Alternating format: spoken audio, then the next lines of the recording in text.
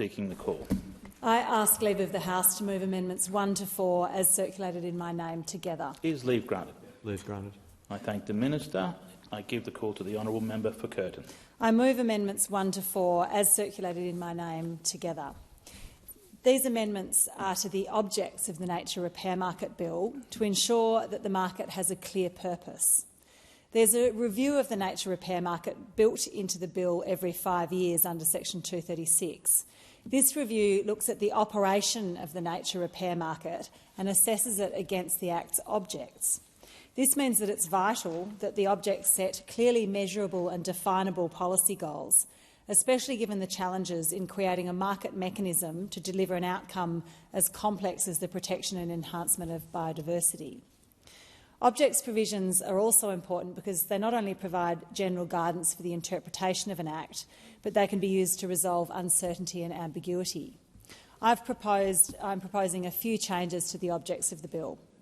Firstly, my amendment will change the object to promoting the enhancement and protection of biodiversity, not one or the other.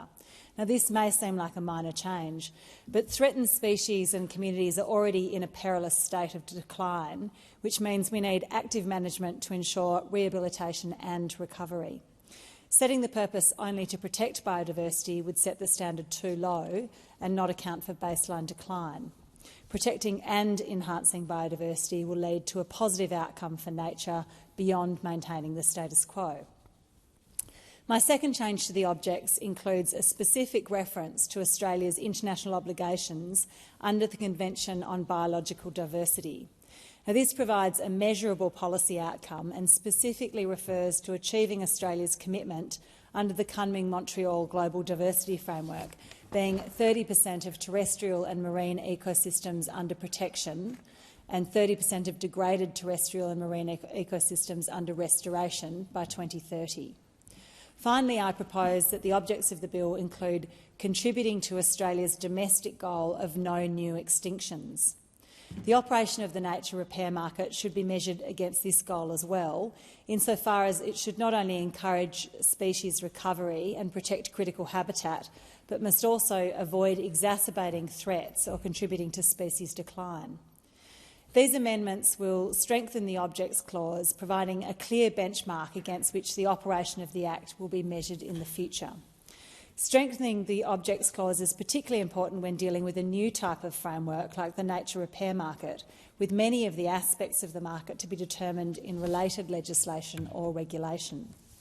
I thank the Minister and her staff for her constructive and collaborative engagement on this bill and her sincere consideration of reasonable suggestions for the improvement of the bill from myself and from other members of the crossbench.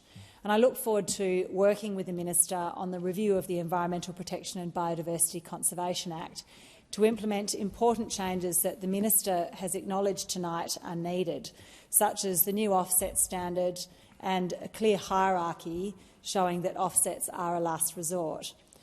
These changes will improve the likelihood of this bill and the EPBC Act making a real difference to the protection of nature in Australia. I commend these amendments to the House. I thank the honourable member for Curtin.